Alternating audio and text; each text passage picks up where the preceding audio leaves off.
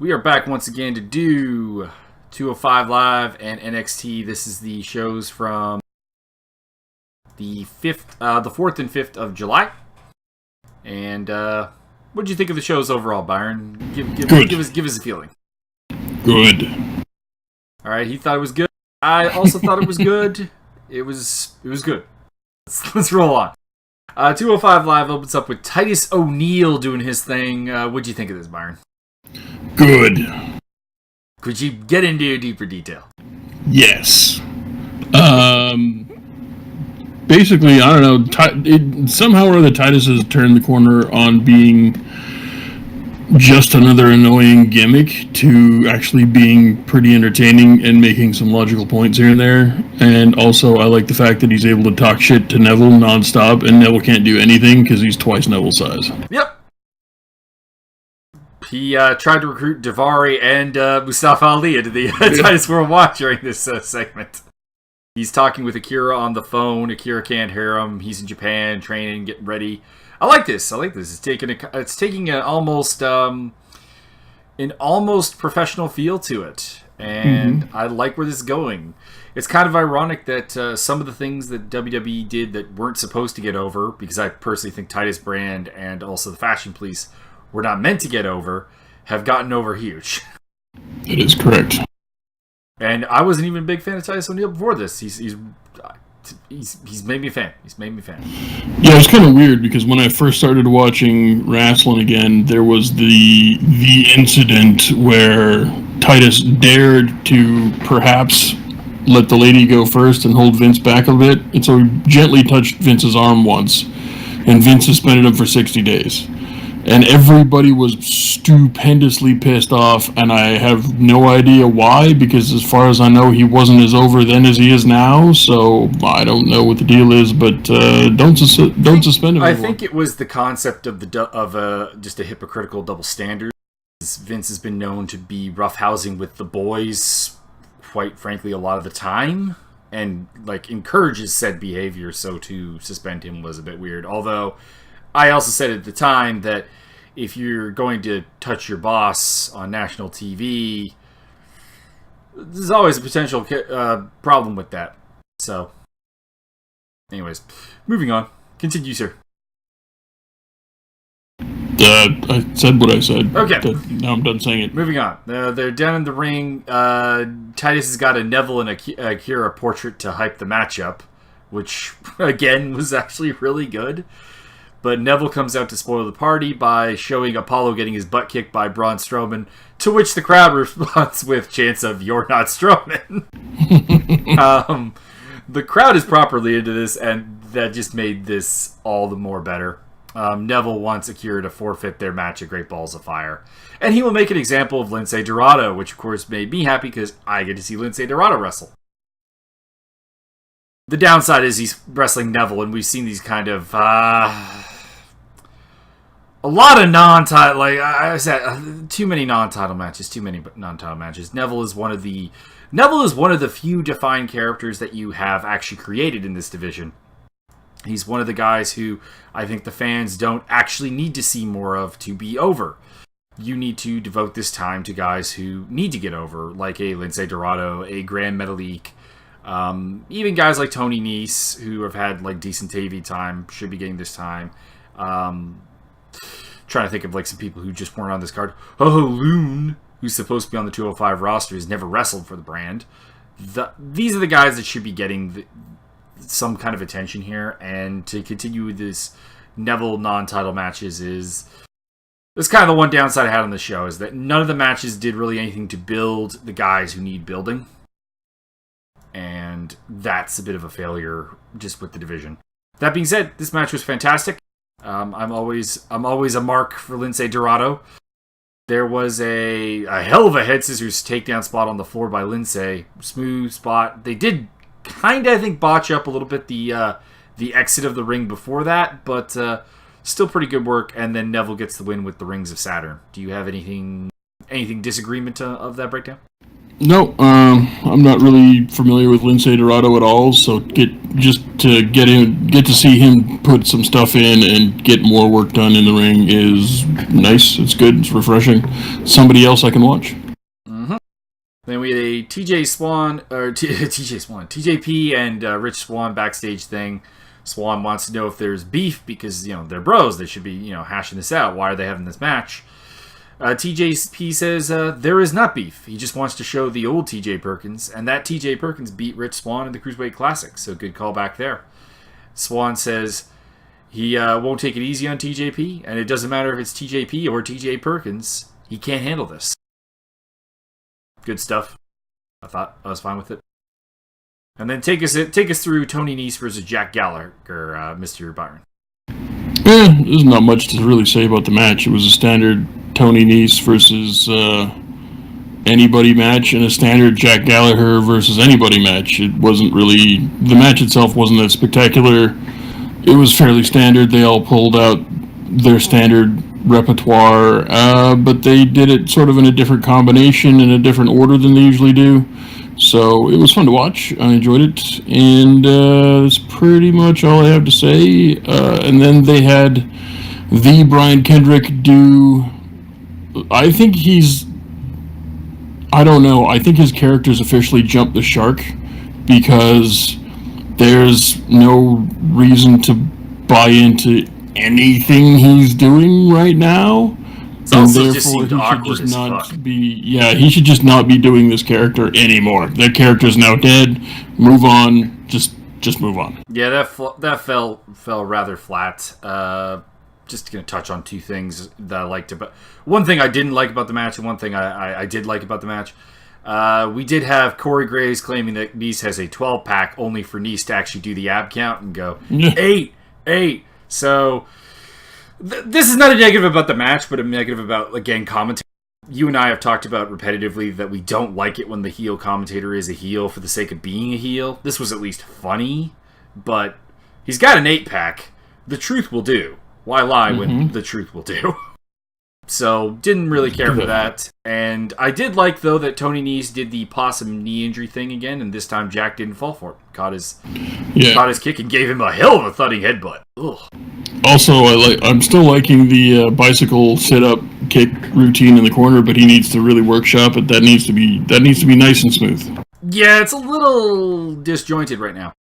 And then, I agree with you. The Kendrick thing was not a good... It just wasn't a good promo. And the crowd didn't know how to react to it. Like, that was the other thing. You're doing like a heel American 4th of July gimmick, and it really fell flat, I thought. The psychology was ass backwards. Yeah, this was well, I'm looking at my notes now and realizing, no, this was not the low point, but we'll get to the low point in a second. Then we had a quick recap of the Cedric Alexander and Noam Dar stuff from Raw, which my notes say immediately, so this isn't over. Fuck. Yeah, I skipped 99% of... I will continue to skip 99% of whatever. I just wanted to see what the finish was with this gimmick or this angle, and then that was it. Yeah. So I'll go through it real quick because, we got to review the whole show. No, you don't. Dar doesn't need a neck brace. I kind of like that, actually. That was kind of funny. But then he wants to move on. He wants to go after the title. Which doesn't make a lot of sense because he's been losing pretty much nonstop. But Fox is having none of this, and this is just she wants Cedric Gallon from 205 Live, and this is the saddest storyline on the roster right now. Because he's such a puss. And that's not he's such a puss for doing what the lady wants. It's just... Your lady is delusional and a crazy bitch. Please do something to put her in her place. Or be behind this thing. Because he clearly doesn't want to do this. And he clearly also cannot make Cedric Alexander leave. And clearly cannot beat Cedric Alexander. So exactly. What the fuck are we doing? We're wasting time. That's what we're doing. Then we got a TJP versus Rich Swann main event match. Take us through it, Byron. It was pretty darn good. That's pretty much all I got to say about it.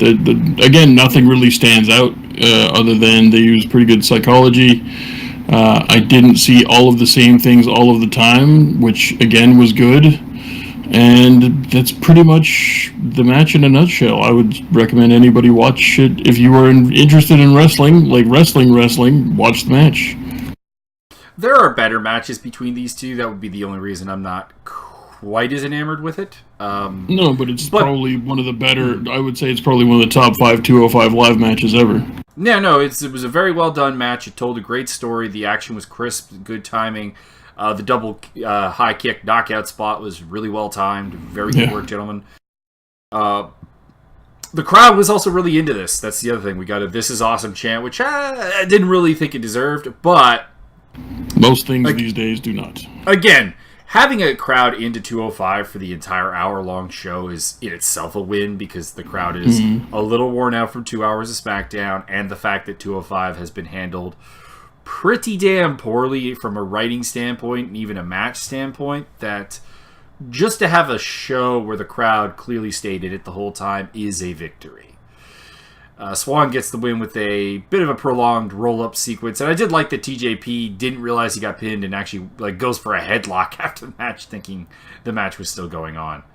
So I'm interested to see what they continue to do with this storyline, and if it leads to more matches between these two, that's not a problem. These two are fantastic wrestlers. Yeah, anytime I get to see TJP do some actual character work, it's a win. Yep. Then we move on to NXT. I was a little more negative about this show than the 205 Live. We'll get to why, but we start off with Cassius Ohno and Hideo Itami versus Sanity, which I like this match. It told a simple story of a dysfunctional tag team. Ohno was on the floor facing off with Alexander Wolf when Itami really needed a tag, so there was no tag. And then they're just basically both pissed off at each other. Itami's refusing to tag Ohno in. Although I will say the timing here was a little bit off, because you heard Ohno calling for a tag while Itami's doing a pin, which is a bit weird. How about relax and let's see if they get the 3 count if the tag is required here. But otherwise, this was really good. The ending coming with a blind tag to Killian Dane. Wolf eats the GTS, but he's not the legal man, and Dane absolutely flattens Itami with a hell of a crossbody. Yeah, it was good action. I enjoyed it. It was pretty well timed out. Not an issue with that, really. I'm not really sold on this advancing any kind of storyline, because it doesn't really. They do seem to be going circular with this storyline, which is not. I would like to see a step forward. It's kind of, we keep going, they're arguing, they make up. They're arguing, they make up, and now they're back to arguing. So, I mean, this is a really bad, romance movie. You mean all romance movies? Okay, especially bad one, we'll put it that way.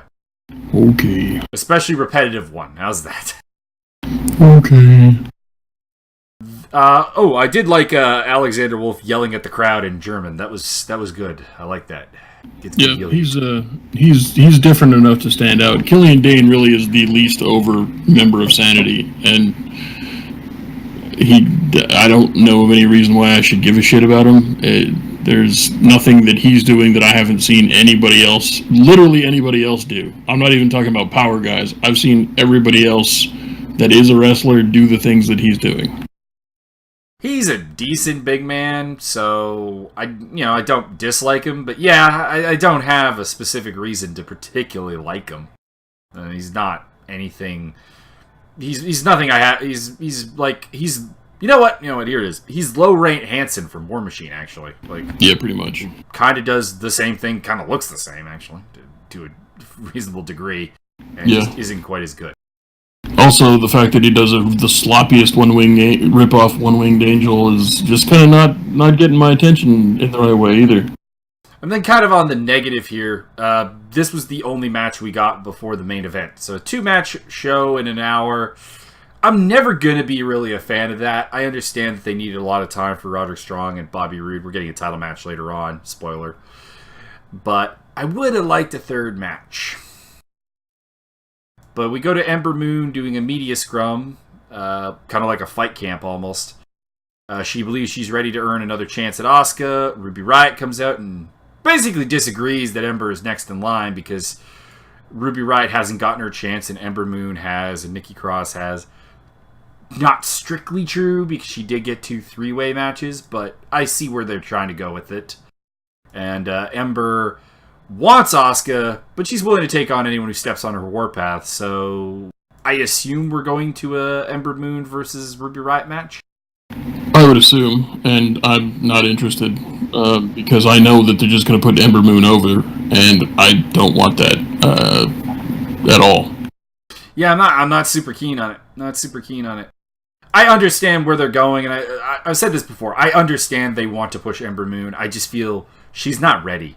She's not that smooth in the ring to the point where she's injuring herself and others in some of these matches. I would give her more time.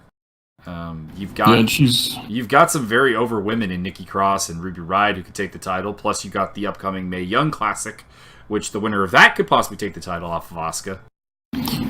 So you don't have to rush Ember Moon, so don't. But they will. Yeah, she's losing any heat very rapidly.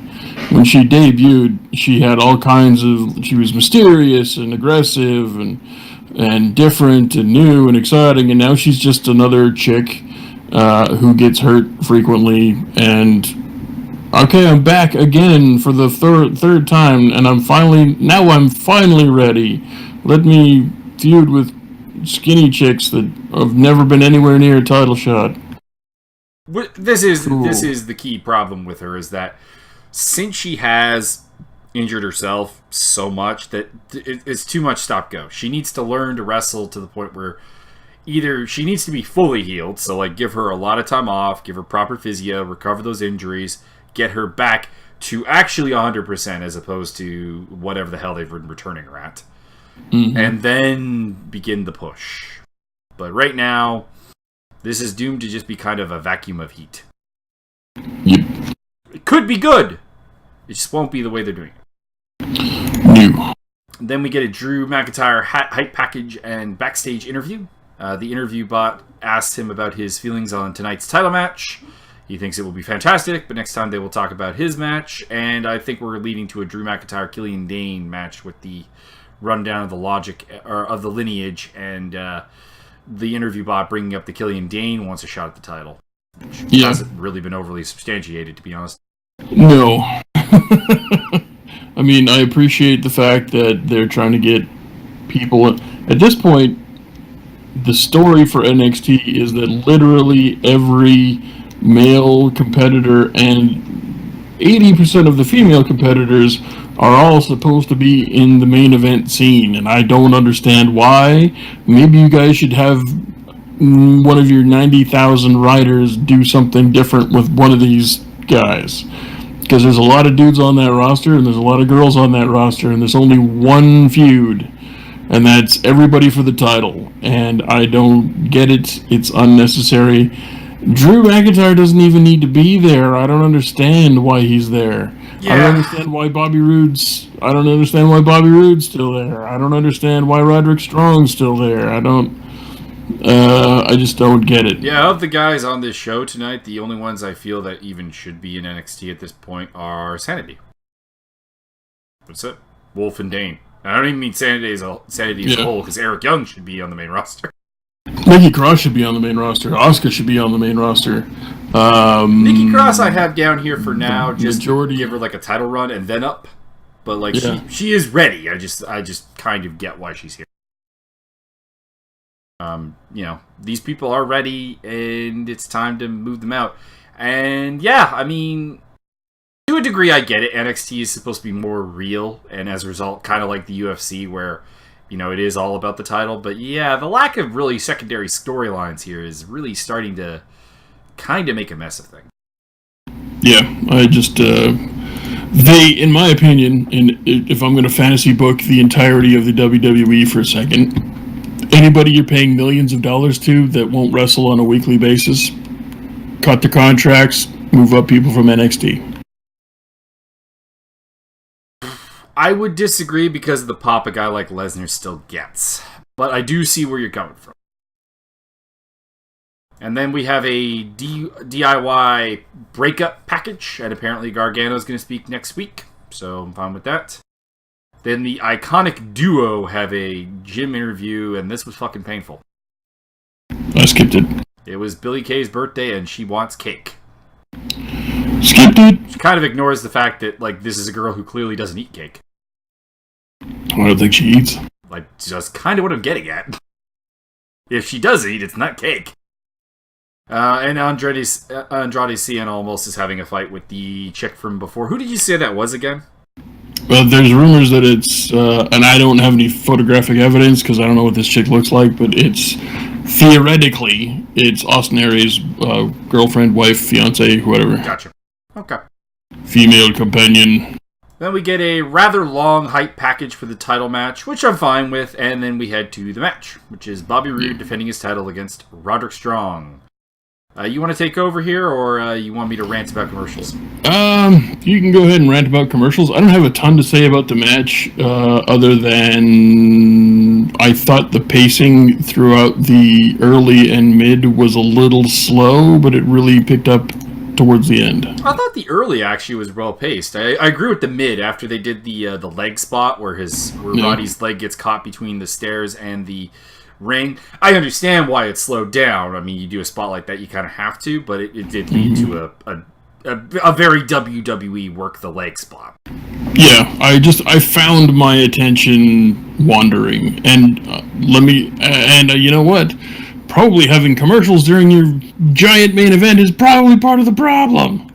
Yeah, my problem is also just the commercials we got. Like, we got very early on, we get a match for a commercial for NXT is the future. I'm watching NXT. Why are you giving me this commercial? And then later on, we got another commercial to pimp the DIY feud, which you just had a package for that not that long ago. I'm already watching your NXT product. Stop advertising it to me. Correct. Oh, yeah, I don't have a ton to say about this match. At its best, it was a fast-paced display of very good drop kicks from Roderick Strong, excellent work with the backbreakers, and lariats, things that Roderick Strong is absolutely known for. Bobby Roode keeping up and doing his part, but more, I'm always more of a fan of Roddy than I am of Bobby in the ring. Bobby's character, I think, is probably a bit better. But when Bobby finally started working to Roderick Strong's pace, it was a good match, but there were stretches in here where it was not. It was Bobby Roode dictating the pace, and it was Bobby Roode in a standard Bobby Roode match, which is almost good enough, but it doesn't really hold my attention. I'm sure that if this was like 1983, this would be match of the year, but Bobby Roode seems to be stuck in some sort of weird work rate time warp where this mid-pace, not quite exciting thing is his shtick, and I don't really enjoy it. He did it with Nakamura a couple times. He's done it with everybody I've seen him work with, and it's just not it doesn't captivate me. Well, Bobby Roode has never been like the greatest worker in the world. It's never been his thing. He's a somewhat big wrestler, although not huge, guy who can work at a reasonable pace, but he's not really able to work at Roddy Strong's pace for the entire match, and it did show here. Mind you, not a lot of people on the roster can work at Roddy Strong's pace for the entire match in 20 plus minutes. Yeah. But it still is a drawback. That's my thing, though. Isn't that what TNA, or isn't TNA? Isn't that what NXT is supposed to be? Isn't it supposed to be like the WWE answer to like Ring of Honor or PWG or even New Japan at times? Like, isn't that what we're just going for here? I would agree, and that's kind of why Bobby Roode, like, I would have fast-tracked him before giving him the title to the main roster, because on the main roster, he fits really, really well. He can do some things with a lot of those guys because it's a bit of a slower pace. But like as NXT champion, he does represent the least NXT champion of history. I'm just trying to look up the quickly look up the history of the belt to make sure there's not some like really early on dude that I'm forgetting. But you had Seth Rollins, who you're not a big fan of, but like a guy who can work at a pace. Big E Langston, who for a big guy can work at a pretty decent pace. Bo Dallas, I guess, kind of is a somewhat slower pace, but that was the early days. Then you had Neville, Sami Zayn, Kevin Owens, Finn Balor, Joe Nakamura, which are all, you know, fantastic workers from that point onwards. Yeah. So yeah, Bobby Roode does feel a little bit out of place in that regard because he's, as much as he's a great character and a great promo, and this is why I think the main roster would be great for him, his work rate isn't fantastic. It's acceptable, but it's not great. It's not New Japan style champion material. And that's kind of where NXT is supposed to be, so he doesn't really fit that role, that mold. For example, we had not that long ago Roderick Strong versus Hideo Itami, which was a fantastic match, and now imagine if that was the main feud for the title right now. Which I desperately want. So, I assume, and we haven't talked about the finish for this match because it was a classic WWE Dusty Rhodes fuck finish. My problem with the finish is I'm still not clear what it was supposed to be. Because it's a setup. It's a setup for the next match at the next takeover. Oh no, I get that, but I mean the literal specifics of the mechanics of the finish.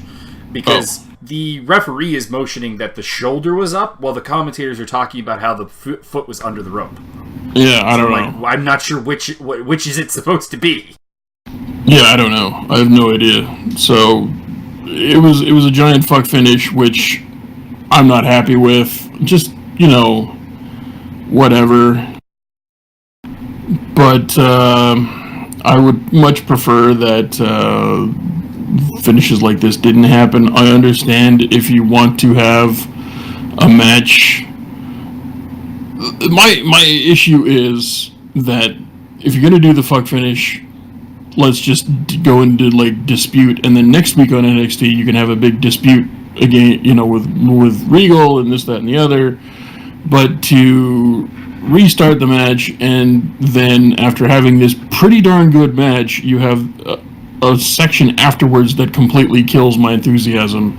And it's like, well, they're going to restart the match because they got a lot of time left. Well, they got some time left. And then I know exactly what's going to happen. I know that Bobby Roode's going to Pearl Harbor him. He's going to do some horrible stuff. He's going to do it in front of Roddy's family because Vince can't have anything like this go down unless somebody's family's there to be embarrassed in public. That's just how the WWE works now, and has for a while.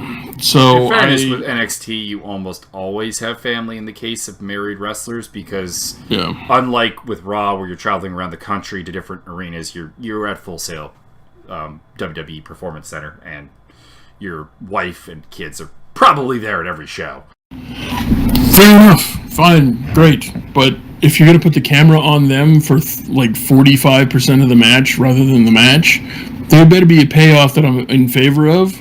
And just watching somebody get embarrassed, not something I'm in favor of. So that don't ever... I hate it every single time they do this. I've decided that my new policy is that if they zoom in on friends and family during the match, watching the match at ringside, I'm just going to skip the match from now on. I'm not going to bother. I can't be bothered. Yeah, I'm not... Yeah, I can't... I can't really say that I disagree. I didn't like this ending. I thought you could have had a really good moment with Roddy taking the title. And if you want to save it for a takeover, I'm kind of looking up when the next takeover special would be. Would be before SummerSlam, I'm assuming. I imagine that is the case. I want to kind of verify. But what I'm getting at is, if you really needed to be at a takeover, and I don't think you do, because we've done title shifts before without being there. Yeah, I don't know. Like I said, if they would have done it different, like, okay, so they do the exact same finish, right? And then Roddy leaves with the title and a family, And next week on NXT, you come out and Bobby Roode's like, "Give me my title back. I want my." And then you go back to like Malenko versus Jericho. I want my title. Give me my title. Give me my title now. And then you set up a feud for. You just continue the feud like that. And either you have to give it back, or you vacate the title and you have them go at it for the title, or whatever. You put the title on a pole match, pole on a pole on a pole match. Or if you're obsessed with doing it at a takeover, why did we just not stretch this feud out to lead up to the match? Yeah, like you didn't have to have a match here. You could have. Well, we basically had Roddy Strong have a really, really short feud with Sandy, which you could have stretched out to be another couple of weeks, anyways, and then give him a number one contender feud with, say, Killian Dane or Drew McIntyre. Give him somebody to defeat. Do the anti-Roman Reigns thing. Give the guy a challenge to overcome so that he looks like $1 million. But yeah, you can still. All right, to further fantasy book, let's also say him versus McIntyre would be a pretty sweet match. Like I'm down for that. Yeah, but to further fantasy book, say they did it the way I wanted it to be done instead of doing the embarrass the family shtick, and then you come out the next week and give me my title back, blah blah blah blah blah blah blah, and then Regal says, well, it is, it's only right. I mean, the ref made a mistake, clearly under the rules, blah, blah, blah, blah. And you got Roddy just snaps and does horrible things to Bobby Roode. So you got Bobby Roode off injured because Roddy Strong has done horrible things to him in the most glorious fashion. And then Roddy Strong gets suspended. And they both, coincidentally return right before takeover in order to have their final blow-off match, and then Bobby Roode goes up to the main roster. Yep, I'd prefer that, and hell, you don't even have to do it that way. Like, because to be honest, you could have given this Cassius Ohno versus a Tommy feud a bit of an actual boost by even giving like Ohno a title shot. Yep. Like in the meantime, like have Ohno win a couple of matches. Do his thing with a Tommy, where it's like, no, you do things right, you get what you deserve, and a Tommy's doing, whatever, and then a Tommy can absolutely flip out when Ohno actually gets a title shot when he wants the title shot. He can have that one match and then go into a proper feud with a Tommy, because what they're doing right now is not very good. And then you can go back to the Roddy Strong feud after Roddy's had a couple of feuds, maybe one with finish off with Sandy kind of properly. Move on to something with McIntyre. Boom! Things are great. And all I can say is NXT, get your shit together. Get your shit together and put it in a backpack and carry your shit. Correct. So, yeah, in-ring action gets a pretty decent pass at points, but the booking of this episode was not great. It was sub the NXT standard. It was main roster standard, which is not good. Ironically.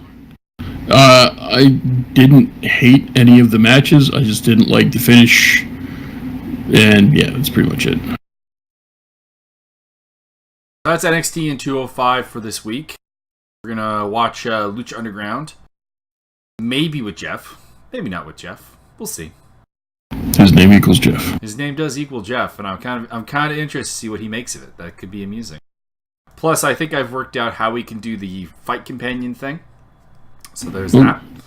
And it's just basically switching over how we were doing it. I'll be watching on the laptop and recording on the PC. And Interesting. That should fix the problem. So we have that, and yeah, that's really about it. So, we're ending on kind of a sour note, but we did enjoy the shows up until the ending of the Roode Strong stuff. So there is some good stuff here. Just hopefully we can see a bit of a rebound. I have said this though. Every time I've not enjoyed an NXT show, next week has won me back over. So perhaps that means we're going to get a really good episode next week. And I would definitely sign off on that. That is very possible, yes. All right. So tune in for our next one and get off Byron's lawn. Correct.